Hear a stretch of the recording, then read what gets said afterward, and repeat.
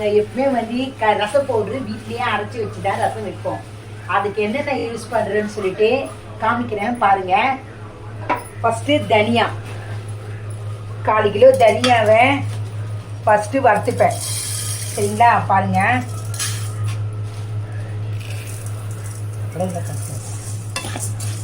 தனியாவை நல்லா வறுத்துக்கணும். கொஞ்சம் அந்த கலர் கொஞ்சம் மாறுற மாதிரி வறுத்துக்கணும்.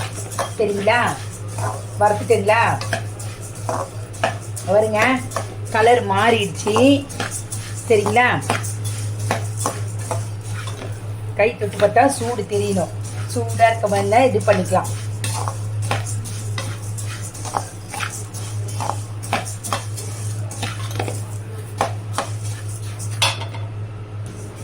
நான் எப்பவுமே வந்து ரசம் பவுட்ரு 3 மாதத்துக்கு அரைச்சி வச்சுப்பேன். சரிங்களா, அது என்னன்னு கேட்டால் எங்கள் வீட்டில் வந்து நிறைய பேர் இருக்குங்களா, அதனால வந்து ரசம் அடிக்கடிக்கு வைப்போம். நாங்கள் சாம்பார் ரசம் வைக்கிறதுனால நிறைய ரசம் யூஸ் பண்ணுவோம். அதனால தான் வந்து நான் அந்த ரசம் பவுட்ரு அரைச்சி வச்சுப்பேன். கடையில் வாங்க மாட்டேன், நான் வீட்லேயே அரைச்சி வச்சுன்னா ரசம் வைப்பேன். சரிங்களா, தனியா நல்லா இதுவாகிடுச்சு. சரிங்களா, இந்த தனியாவை அப்படி தனியா வறுத்து இதை பாருங்க, தனியா வறுத்து கொட்டி வச்சிருக்கேன். இப்போ என்ன பண்ண போறேன்னா மிளகும் அதே மாதிரி தான் காரத்துக்கு ஏற்ற மாதிரி நான் நிறையவே காரம் யூஸ் பண்ணுவேன். அதனால மிளகு போட்டுக்கிறேன். சரிங்களா, இதை போட்டுக்கோம் பாருங்க. பாருங்க, மிளகு ரசம் நல்லா இருக்கிறதுக்கு காரணமே இதுதான். அதை போட்டிருக்கேன் பாருங்க. 1/2 கிலோ மிளகு போட்டிருக்கேன், அப்படியே போட்டிருக்கேன். ஏன்னா காரம் எங்கள் வீட்டில் கொஞ்சம் ரசம் நான் நல்லா காரமாக இருக்கும். அதனால வந்து மிளகு நான் நிறைய சேர்த்துப்பேன். சரிங்களா, மிளகும் அதே மாதிரி தான். சூடாயிடுச்சு பாருங்க, கலர் மாறிடுச்சு பாருங்க. உங்களுக்கே பார்த்தா வித்தியாசம் தெரியும். ஃபஸ்ட்டு கொடுத்தணும், இப்போ கொடுத்தணும், கலர் மாறிடுச்சு பாருங்க. இப்போ அடுத்தது சீரகம் போடுவேன். இதை போட்டிருக்கேன் பாருங்க. சீரகம் பாருங்க, கலர் மாறி அது புரியிற ஸ்மெல்லு வரும் பாருங்க. ரொம்ப இது பண்ண விட்டுறாதீங்க, ரசம் வந்து ஒரு மாதிரி ஸ்மெல்லு வரும். அதனால இதை பாருங்க, இதுவாகிடுச்சிங்களா, கலர் மாறிடுச்சா, அவ்வளோதான்.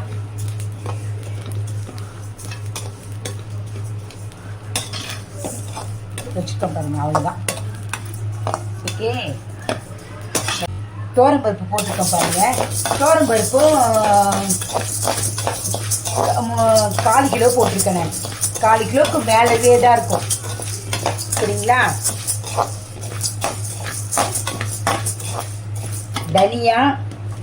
தனியா மிளகு சீரகம் இதோ தோரம்பருப்பு.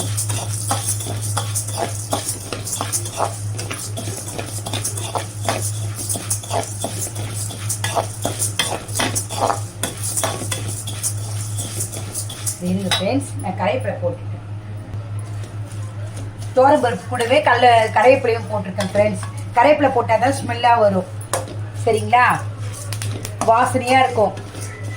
நம்ம ரசம் வைக்க சொல்ல கரைவேப்பிலை போட்டுக்கலாம், இருந்தாலும் நான் அரைக்க சொல்லவும் கொஞ்சம் கரைவேப்பிலை போட்டு வரைப்பேன் நான். சரிங்களா, அப்போ தான் வந்து அந்த ரச பவுடர் வந்து ரொம்ப வாசனையாக இருக்கும். எங்கள் வீட்டில் ரசம் வச்சா எல்லாருக்கும் ரொம்ப பிடிக்கும். ஏன்னு கேட்டிங்கன்னா அந்த ஸ்மெல்லு அவ்வளோ நல்லாயிருக்கும். சரிங்களா, அதுக்காகவே தான் கரைவேப்பிலை நான் நிறைய போட்டு வைப்பேன். கரைவேப்பிலை தனியா. சரிங்களா, இதுதான் முக்கியமாக இதுவே. இதில்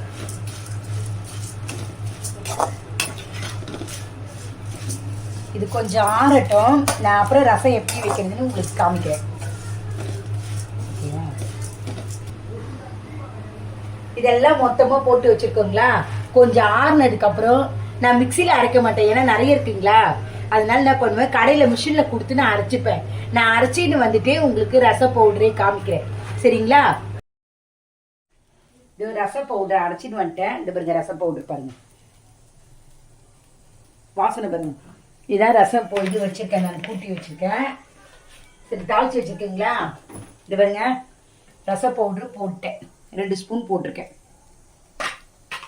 பாய்.